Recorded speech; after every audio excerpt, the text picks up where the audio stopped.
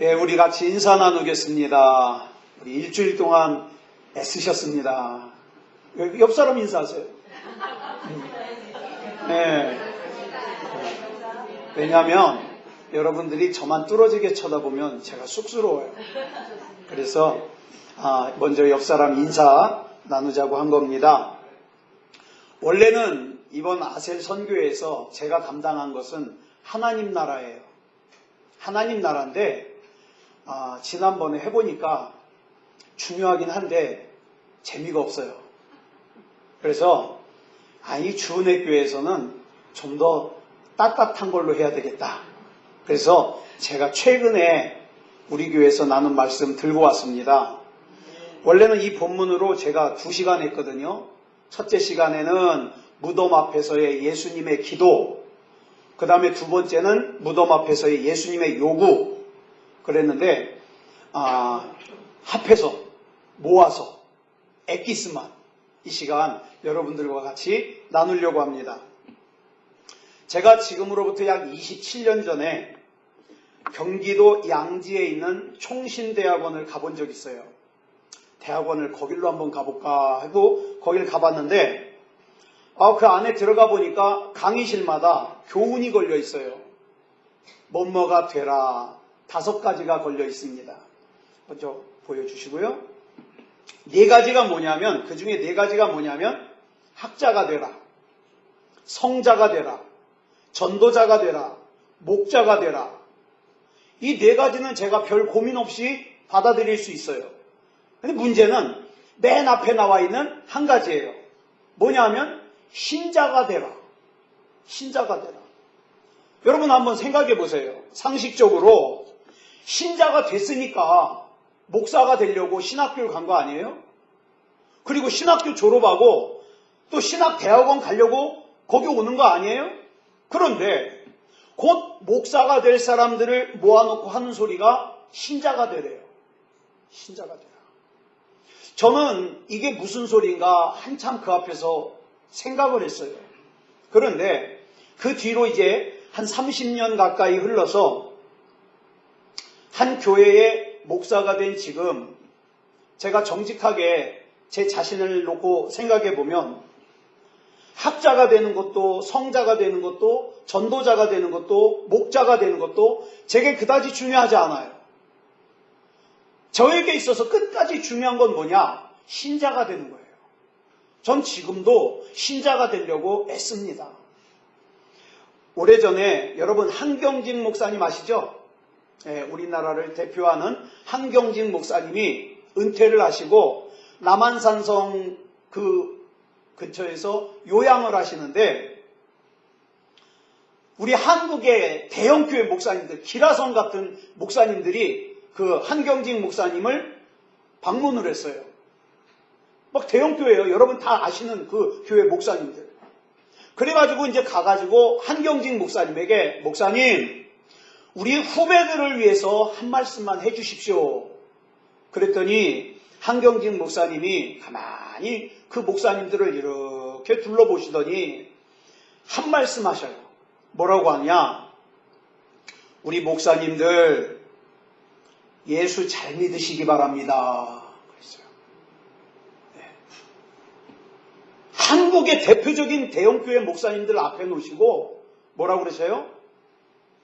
목사님들 예수 잘 믿으시기 바랍니다.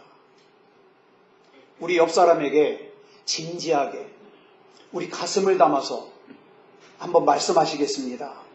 예수 잘 믿으시기 바랍니다. 네. 저는 오래전부터 저희 교회에서 강조하는 게 있어요. 교회 다니는 사람 되지 말고 예수 믿는 사람 됩시다. 여러분 여기서 한경직 목사님이 예수 잘 믿으라고 하는 말이 구원의 확신 가지라는 말이겠어요? 그거 아니에요. 여러분 성경을 보면 믿음이 2종류가 있습니다. 하나는 예수 그리스도를 구주로 영접해서 하나님의 자녀가 되어서 영생을 얻는 데 필요한 믿음이 있어요. 이 믿음은 오늘 이 자리에 계신 저와 여러분들이 다 비슷해요. 그죠? 아마 구원 못 받을 믿음은 제가 보기에는 없는 것 같아요. 제가 속는지는 모르겠지만 다 있어요. 그런데 문제는 또 다른 한 종류의 믿음이에요. 이 믿음은 뭐냐면 우리가 이 땅을 살아가는 데 있어서 우리의 삶 속에서 작동하는 믿음이에요. 이 믿음은 기적을 일으키기도 합니다. 우리가 요새 금요일날 기도원에 대해서 지금 한 6주째 하고 있나? 여러분 기도원 아시죠? 300명 데리고서 13만 5천 명과 싸우러 나갔어요. 그저께 나눈 말씀의 제목이 뭐냐면 하나님이 찾으시는 바보예요. 여러분 300명으로 13만 5천 명과 싸우러 나가는 건 바보예요. 그래서 제가 얘기했어요. 여러분도 바보고 나도 바보입니다.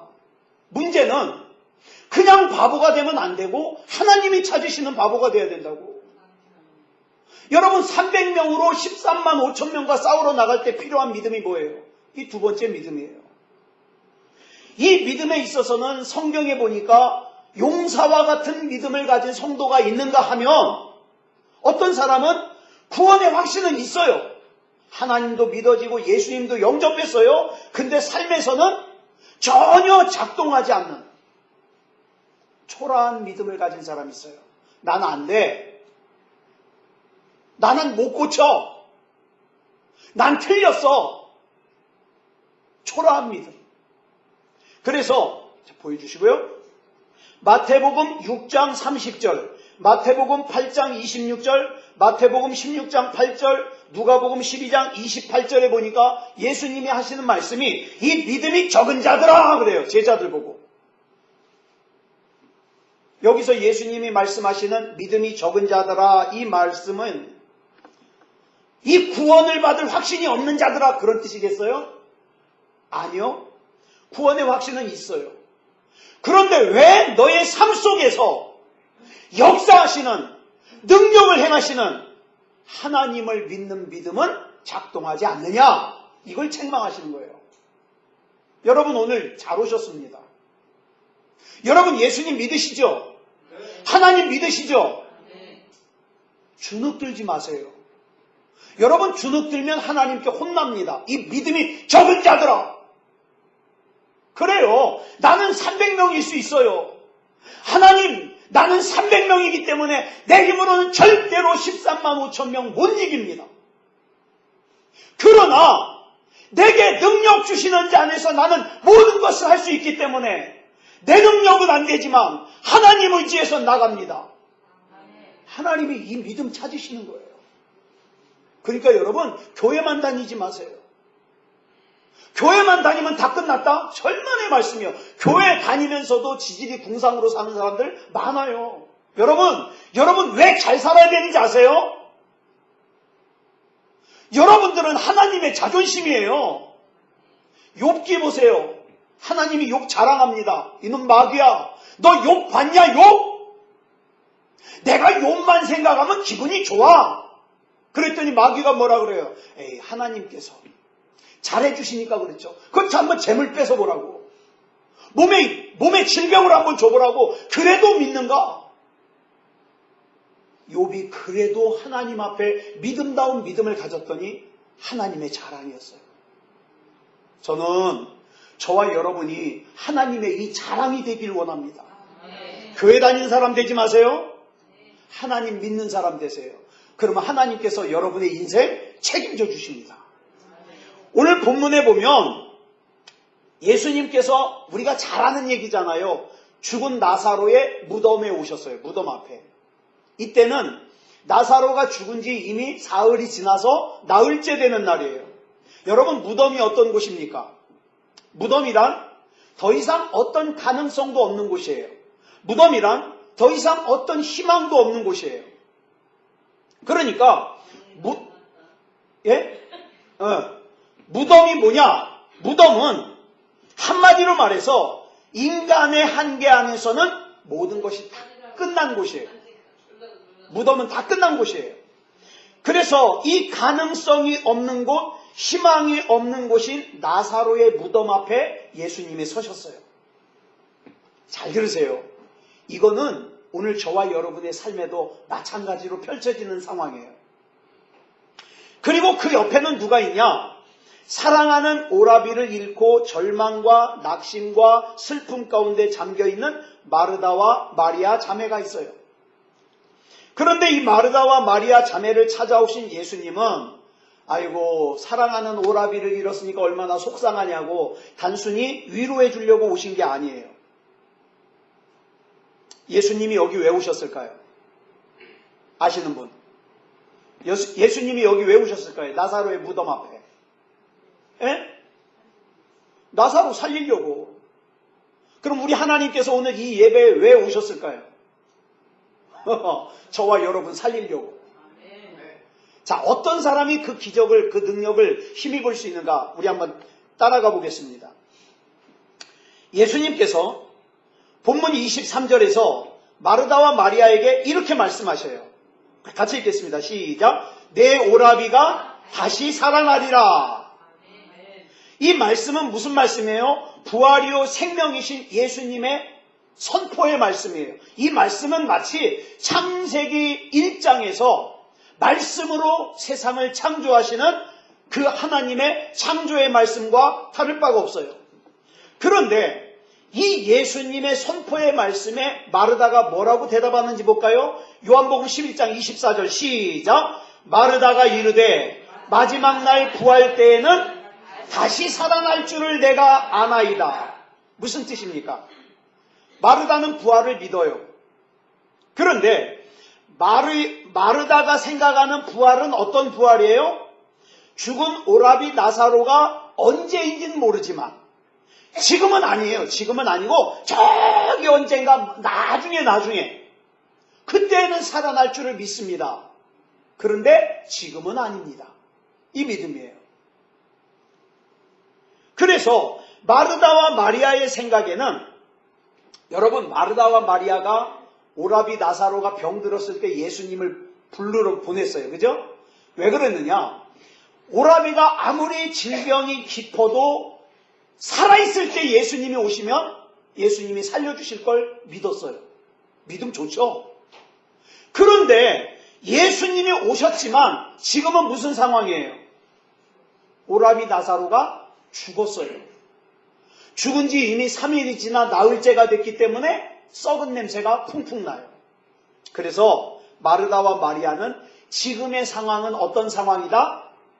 끝난 상황이다. 다 끝났다. 상황 끝. 아무리 예수님이 곁에 오셨어도 이미 죽은 오라비 나사로가 다시 살아나는 것은 불가능하다. 희망이 없다. 여러분 이런 신앙을 뭐라 그러는지 아세요? 믿음처럼 보이는 불신앙이라고 그래요. 요즘에 교회 다니는 사람 중에 이런 신앙이 많아요. 믿음처럼 보이는 불신앙. 맞아요. 눈으로 보기에는 다 끝난 것 같아요. 무덤 속에 있잖아요. 코로도 어때요? 냄새가 나는데 썩은 냄새가 나요. 다시 살아나기는 다 틀린 상황 같아요. 내 인생의 봄날이 오기는 다 틀린 것 같아요. 내 인생의 기적이 오기는 다 늦은 것 같아요. 제가 우리 집사님 모아놓고 그랬어요. 지난 주일날. 우리 집사님들 생각에 이제 내 인생에서 내가 기대하고 내가 바라는 일들이 일어나기에는 틀렸다고 생각하는 분들은 틀렸습니다. 그런데 아직도 하나님께서 내 인생 가운데 역사하실 수 있다고 믿는 분은 기적을 기대하셔도 좋습니다. 그건 내가 하는 약속이 아니라 하나님 말씀에 있는 약속이라고. 밥 먹고 그랬더니 하여튼 복 받는다 그러면 다 좋아해요. 아이 세상에 그 얘기 한마디 했더니 얼굴이 다 펴요. 일단 얼굴에서 기적이 일어났어요. 이제 삶에서 기적이 일어나면 돼요. 여러분 믿음같이 보이는 불신앙은요 하나님을 믿기는 믿지만 능력이 되지 못하는 믿음이에요. 하나님을 믿기는 믿지만 기적을 경험하지 못하는 믿음이에요. 막연하게 언젠가는 가능하겠지만 지금 당장에게는 불가능하다는 믿음이에요. 다른 누군가에게는 일어날 수 있는 기적이지만 지금 나에게는 절대로 일어날 수 없다는 기적이에요. 마르다 보세요. 나중에 부활할 건 믿는데요. 나중에 부활할 건 믿습니다. 그러나 지금 당장 살아날 것은 말도 안 되는 얘기입니다. 물론 나중에 복을 주실 거라는 걸 믿는 믿음도 대단한 믿음이에요. 좋은 믿음이에요. 그런데 여러분 기억하세요. 나중에 나에게 복 주실 수 있는 하나님이 지금 못 주시겠어요? 나중에 나에게 기적을 행하실 하나님이 지금 못 행하시겠어요? 잘 들으세요. 오늘의 능력을 믿지 못하면 나중에도 능력 못 믿습니다. 오늘의 능력을 사모하지 못하면 나중에 능력도 사모하지 못해요. 오늘의 능력을 간절하게 구하지 못하면 내일의 능력도 간절하게 구하지 못해요. 지금 무덤 속에는 죽어 있으면서도 자기가 죽어 있는 줄 모르는 나사로가 죽어 있어요. 불쌍하죠. 아마 여러분 주변에도 이런 사람 있을걸요? 죽어 있는데도 자기가 죽어 있는 걸 몰라요. 예수 믿자 그러면 자기 주먹을 믿으래요. 교회 다니면 밥이 나오냐 뭐가 나오냐. 자기가 죽어 있으면서도 죽어 있는 줄 모르는 거예요. 얼마나 불쌍해요. 그 무덤 앞에 예수님이 서셨어요. 우리는 내 남편이지만 내 아내지만 내 자식놈이지만 내 부모지만 쉽게 포기해요. 아유 저 인간한테 교회 가자고 했다가는 핀잔 들어. 아이 그냥 나 속 편하게 살래. 안 해요. 안 해. 죽은 지 이미 3일이 지나서 나흘째 됐다고 이제 불가능하다는 거예요. 게다가 이 무덤이 지금 큰 돌로 막혀 있어요. 이 나사로의 무덤 앞에 예수님이 서셨는데 예수님이 그 무덤 앞에 서신 이유는 위로하려고 갔다? 위로하려고 갔다? 아니요. 왜 갔어요? 살려내려고. 자, 본문 25절로 26절 보겠습니다. 시작. 예수께서 이르시되 나는 부활이요 생명이니 나를 믿는 자는 죽어도 살겠고 무릇 살아서 나를 믿는 자는 영원히 죽지 아니하리니 이것을 내가 믿느냐? 아멘. 우리 예수님께서 부활이요 생명이라는 것을 믿기 때문에 나는 죽어도 살 것을 믿습니다. 또 내가 살아서 예수님을 믿으면 영원히 죽지 않는다는 것을 믿습니다. 여러분 이게 무슨 신앙이에요? 부활신앙이에요. 부활신앙. 이 부활이요 생명이신 예수님께서 지금 나사로를 살리기 위해서 나사로의 무덤 앞에 서셨습니다. 그런데 나사로의 무덤 앞에 서신 예수님께서 그 옆에 있는 사람들에게 세 가지 요구를 하셔요. 하나는 예수님이 기도하기 전에 두 가지를 요구하시고 예수님이 기도하시고 난 다음에 한 가지를 요구하시고 그 세 가지가 뭔가 한번 보겠습니다. 첫째로 무슨 요구를 하시는가? 죽은 나사로가 있는 무덤을 가로막고 있는 돌을 옮겨 놓으라고 요구하셔요. 그 다음에 두 번째로는 믿으라고 요구하셔요. 그리고 기도하고 난 다음에는 나사로를 풀어놓아 다니게 하라고 요구하셔요. 우리 순서대로 한번 살펴보겠습니다. 먼저 첫 번째로 무덤의 입구를 가로막고 있는 돌을 옮겨 놓으라고 요구하셨어요. 이 돌은 죽은 나사로와 예수님 사이를 가로막고 있는 돌이에요. 그러면 여러분 질문 하나 드릴게요. 옆에 있는 사람들이 돌 못 옮겨 놓지 않으면 예수님이 이 돌 옮길 수 없으시죠? 예수님께 이 돌을 옮길 능력이 있어요, 없어요? 있어요. 근데 왜 마르다와 마리아한테 돌을 옮겨 놓으라 그러셨을까요? 이게 아주 중요해요. 왜? 잘 들으세요.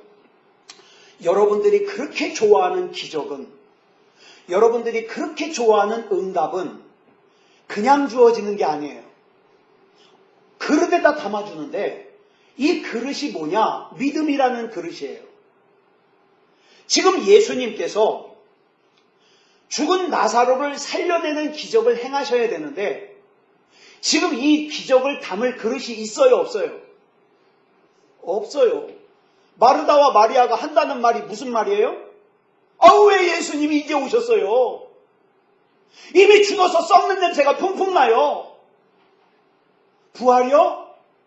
예, 부활할 걸 믿죠. 근데 지금은 아니잖아요. 다 불신앙이에요, 불신앙. 그러니까 예수님이 담아주실 그릇이 없는 거예요. 여러분, 지금 이 시간 우리 하나님의 관심은 뭘까요? 내 직분? 목사라고 하는 직분이요? 아니요. 내 학력? 내 재산? 내 외모? 여러분 보시기에 제가 여기 눈썹이 보여요, 안 보여요? 안 보여요. 제가 우리 집사람 보고 이거 해달라고 제가 3년째 졸르고 있는데 알았다고만 하고 안 데려가요. 그래서 제가 어플로 제 눈썹을 한번 만들어 봤어요. 이유를 알았어요. 너무 잘생긴 거 있죠. 우리 집사람이 불안한 거예요. 그런 깊은 뜻이 있더라고. 그래서 주어진 삶에 만족하면서 살기로 했어요. 여러분, 하나님의 관심은 내 외모가 아니에요. 내 외모가 아니에요. 예전에 저 돌아가신 평화교회 이기원 목사님 모시고서 신방을 갔는데, 제 전도사 때예요. 저 장흥 쪽으로 신방을 갔는데, 목사님, 저는 그때 운전 못했으니까 목사님이 운전하고 쫙 가고 있는데 옆에 차가 쫙 가더니 선글라스를 쓴 멋있는 아줌마들이 자꾸 창문을 내리래요. 그 창문을 이렇게 내렸죠. 그랬더니 딱 하는 말이 우리랑 같이 놀래요. 그러는 거예요. 그 제가 목사님께 그랬죠. 목사님, 우리 인물이 여기서 먹히나 봅니다. 목사님이 하여튼 도착할 때까지 배꼽 잡고 웃으셔요.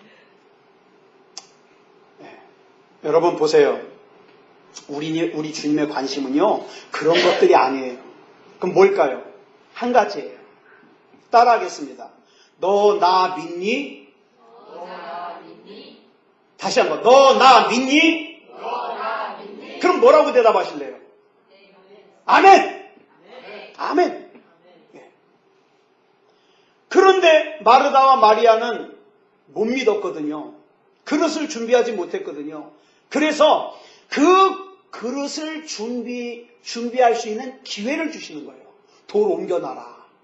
그러면 거기에 따르는 믿음, 거기에 따르는 순종, 그 그릇에다가 기적을 담아줄게. 네. 그래서 돌을 옮겨놓으라는 거예요. 두 번째 요구가 뭐라 그랬어요? 믿어라.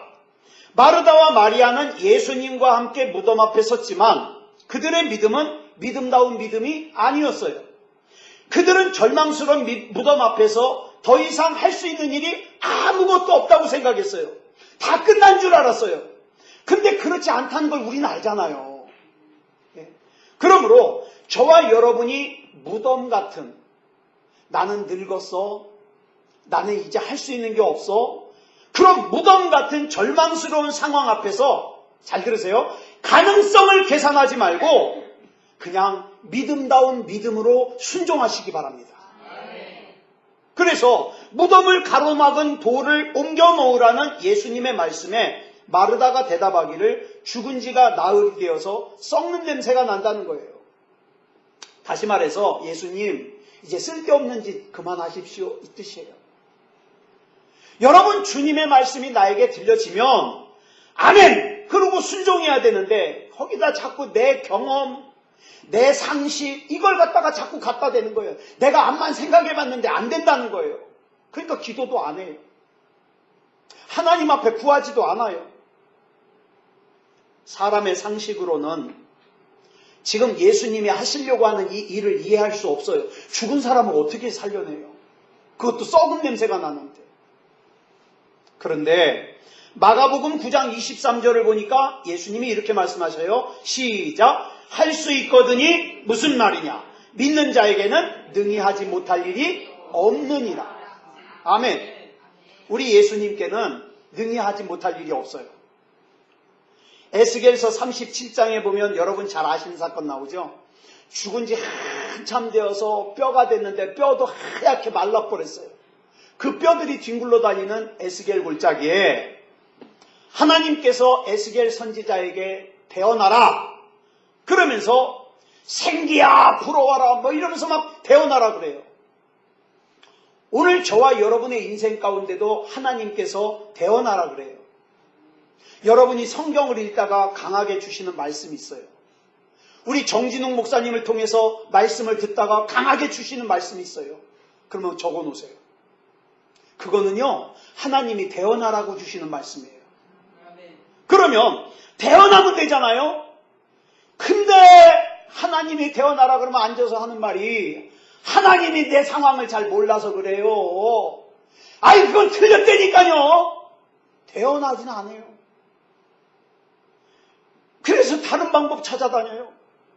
그러니까 그 모양 그 꼴인 거예요. 하나님은 기적을 주고 싶은데. 따라하겠습니다. 가슴에 손을 얹고. 하나님께서는 나를 통해서 주은혜 교회를 크게 일으키시고 싶은데 내가 다 차내버렸다. 뭐만 하라고 하나님이 말씀 주시면 내 상황이, 내 처지가, 내 형편이, 그러면 계속 그렇게 살아야 돼요. 우리 교회 권사님 한 분이 계세요. 이 권사님이 어느 날 헌금을 가지고 왔어요. 몇백만 원을. 권사님 이게 뭐래요? 목사님. 그때 우리가 교회가 재정이 부족해서 힘들 텐데. 목사님. 네, 내가 암 판정 받았어요. 그래서 보험이 나왔어요. 아니, 암 걸렸다고 좋아하는 거예요. 헌금할 수 있게 됐다고. 제가 그날 그걸 붙들고요, 얼마나 울었는지 몰라요. 근데 하나님께서 병도 고쳐주시고 잘 되게 하시고 잘 살게 하시고. 여러분, 요한복음 2장에 보면 가나의 혼인잔치가 나와요. 예수님께서 우리에게 항아리에 물을 채우라고 하시고, 그리고 그 물을 갖다 주라고 하세요. 분명히 그 물은 내가 조금 전에 길어다 놓은 물이잖아요. 근데 그걸 갖다가 결혼식장에 갖다 주래요. 그러면 우리는 많은 순간에 거기서 그러는 거예요. 아이고 하나님, 아이고 지금 내가 길어다 담아놓은 물이잖아요. 순종을 안 해요. 벳세다 광야에서 남자 장정만 5,000명, 여자와 아이들까지 합하면 좋기 10,000명이 넘는 사람들이 모였어요. 근데 예수님께서 제자들에게 그래요. 너희가 이 사람들 먹을 걸 갖다 줘라. 그랬더니 빌립이 통 나서요.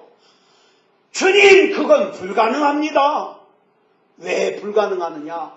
이 사람들 조금만 먹게 하려고 해도 우리 돈으로 2,000만 원. 200데나리온이 필요한데 200데나리온이 있어도 그 돈 주고 먹을 걸 살 곳이 이 광야에 없습니다. 고로 불가능합니다. 여러분, 기도하는 사람들, 제일 바보 같은 사람들이 어떤 사람들인지 아세요? 허구한 날 앉아가지고 하나님 앞에 자기 상황 설명해요. 하나님, 내가 돈도 없고 몸도 아프고 되는 일도 없고 자식 놈은 속색이고 머리는 아프고 우울증이 왔고 자기 상황만 자꾸 설명해요. 그러지 마세요.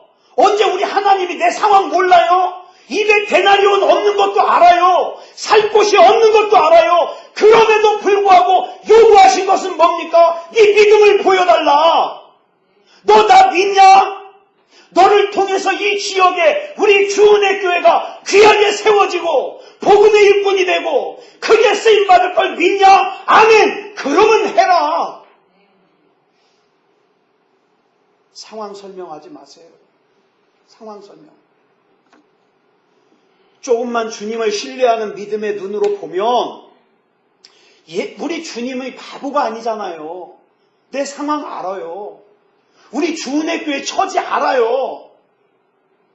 그런데 주님께서 뭔가를 요구하실 때에는 이미 주님은 다 준비해 놓으셨어요. 예?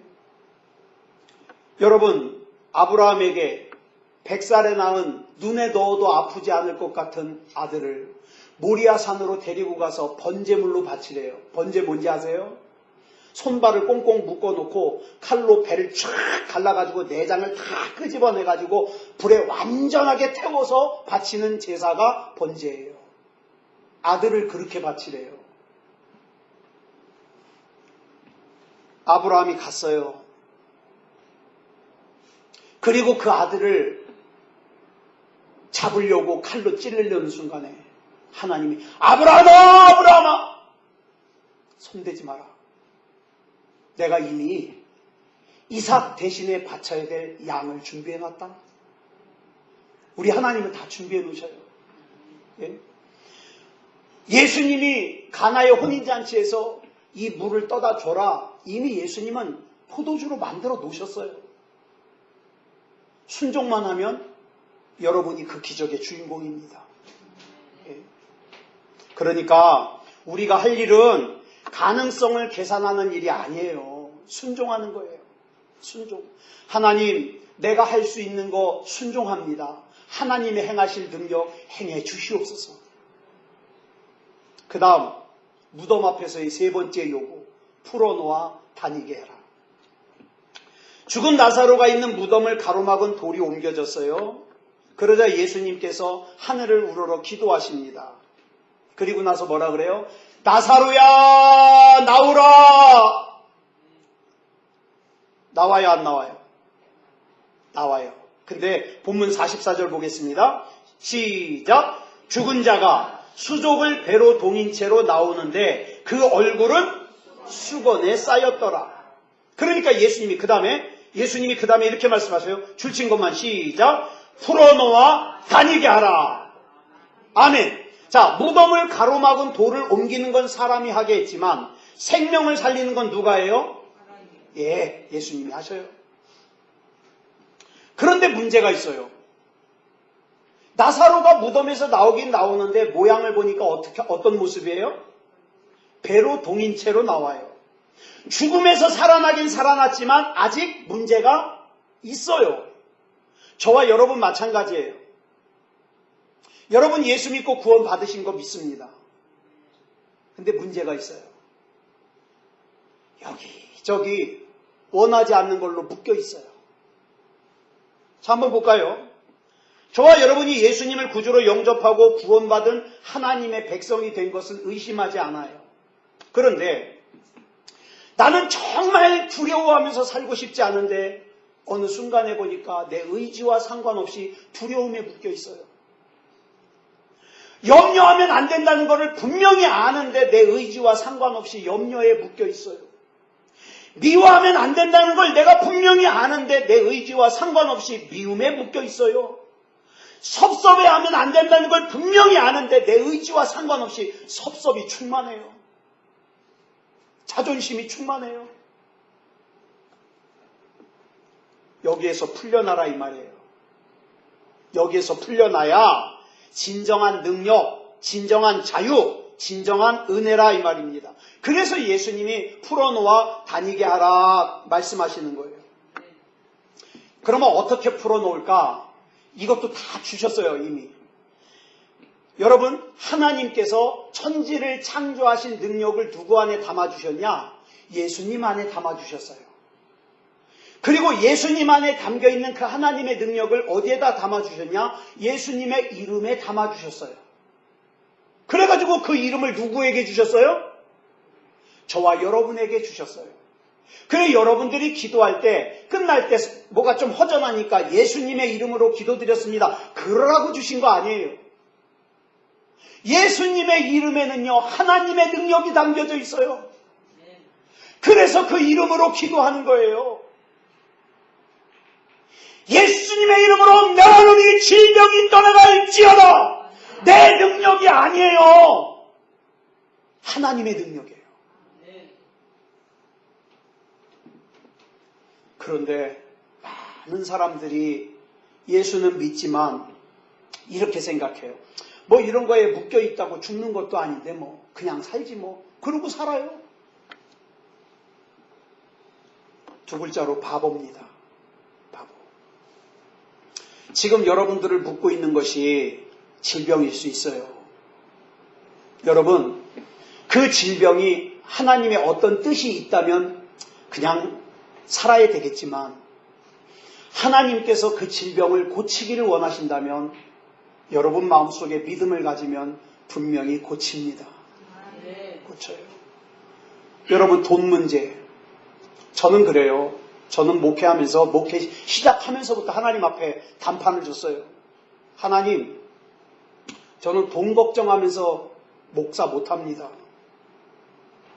그러니까 돈 걱정하지 않고 목회할 수 있게 해주시고 전 돈 걱정하는 상황이 되면 목사 접습니다. 하나님을 협박했어요. 근데 희한하죠?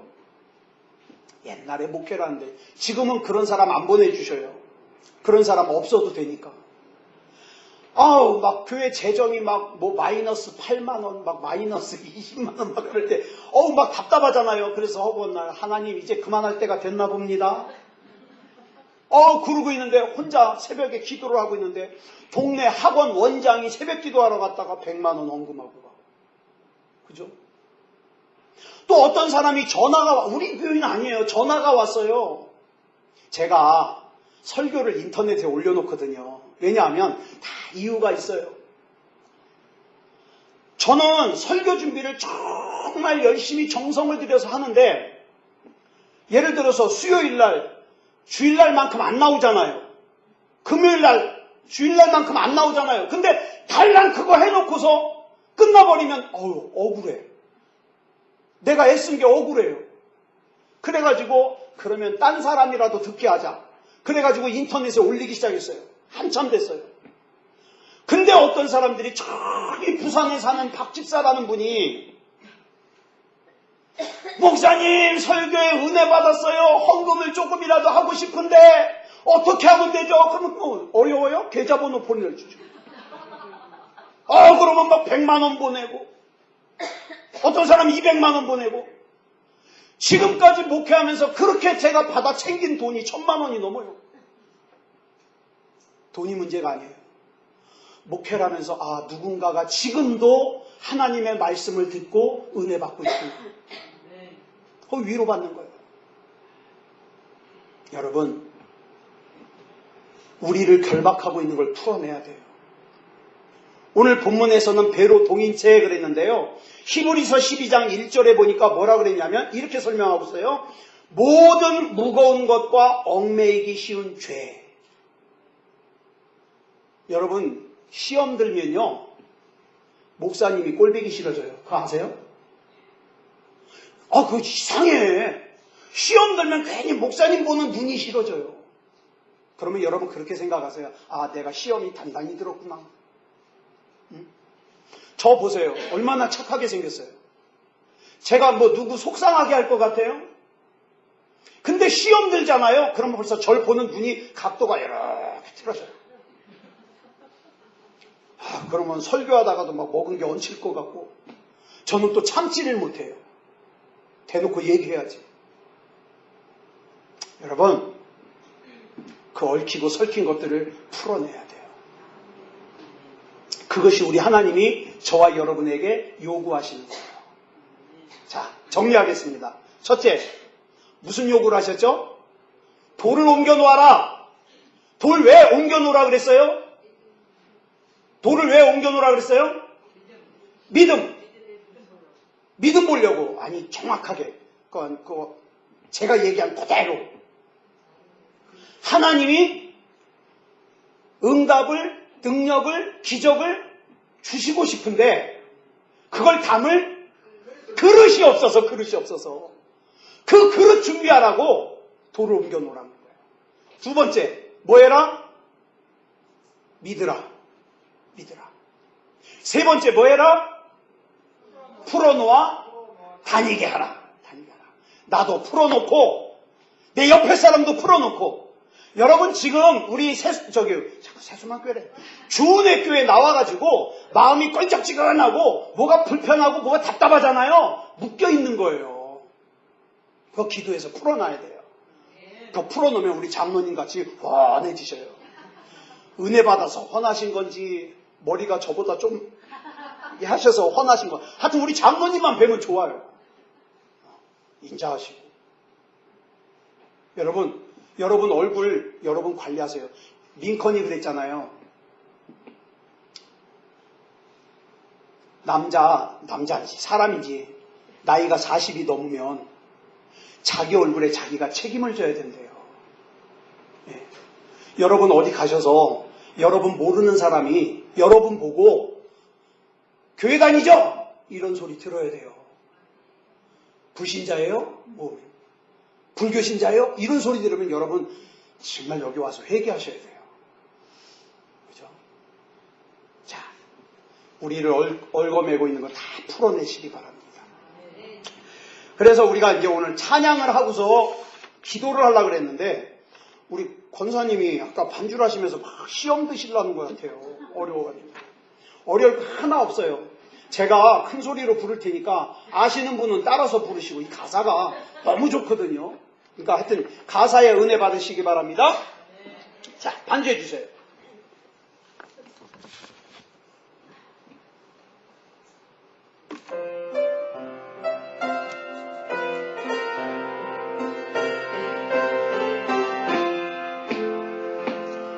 나를 지으시니가 하나님, 나를 부르시니가 하나님,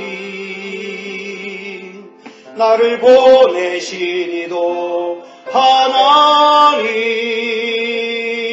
나의 나 된 것은 다 하나님 은혜라.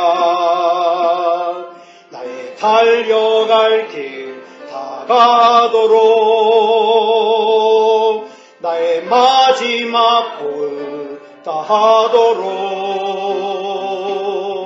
나로 그 십자가 품게 하시니 나의 나 된 것은 다 하나님 은혜라. 한량없는 은혜, 갚을 길 없는 은혜, 내 삶을 애워싸는 하나님의 은혜, 나 주저함 없이 그 땅을 밟음도 나를 붙드시는 하나님의 은혜. 우리 오늘 들으신 말씀과 그 다음에 이 찬양의 가사 생각하면서 하나님 앞에 기도하겠습니다. 하나님께서 나에게 뭘 요구하셔도, 때로는 내가 이해할 수 없는 요구를 나에게 하셔도 하나님 앞에 믿음다운 믿음으로 순종하게 해주시옵소서. 하나님, 나를 통하여 귀하게 역사하여 주시옵소서. 우리 이 시간 같이 합심으로 기도하겠습니다. 사랑의 아버지 하나님, 감사합니다. 우리 하나님의 은혜 가운데 붙잡아 주시고 인도해 주시니 감사합니다. 사랑의 아버지 하나님, 이 시간 죽은 나사로의 무덤 앞에서 예수님께서 요구하신 것을 우리가 살폈습니다. 사랑의 아버지 하나님, 우리 하나님께서는 나에게 큰 것 담아주시고 싶은데, 나를 통해서 귀한 일을 하고 싶은데, 하나님이여, 내가 자꾸 내 상황만 얘기하고 내 처지만 얘기하고 아버지 하나님이여, 내 형편만 얘기하면서 하나님 앞에 불순종하는 일이 없게 하여 주시옵소서. 하나님이여, 이 마지막 때에 하나님께서 나를 부르셨사오니 나를 사용하여 주시옵소서. 나를 지으신 분이 하나님이시니 나를 끝까지 이끌고 가주시옵소서. 사랑의 아버지 하나님이여, 우리 주은혜 교회가 아버지 하나님이여, 우리 하나님의 은혜 가운데 우뚝 세워질 수 있게 하여 주셔서 아버지 하나님이여, 우리 정진웅 목사님을 중심으로 하여서 정말로 우리 하나님 앞에 귀한 사명 감당할 수 있게 하여 주시옵소서. 아버지 하나님이여, 붕어빵 전도도 하고 있습니다. 나눔 사역도 하고 있습니다. 선교도 열심히 하고 있습니다. 아버지 하나님이여, 우리 주은혜 교회가 할 수 있는 것은 최선을 다하면서 믿음으로 나갈 때에 하나님이 행하실 기적은 하나님이 행하여 주시옵소서. 우리 하나님께서 붙잡아 주시고 역사해 주실 줄 믿사오며 그리스도 예수님의 이름으로 간절히 기도드려 싸움나이다. 아멘.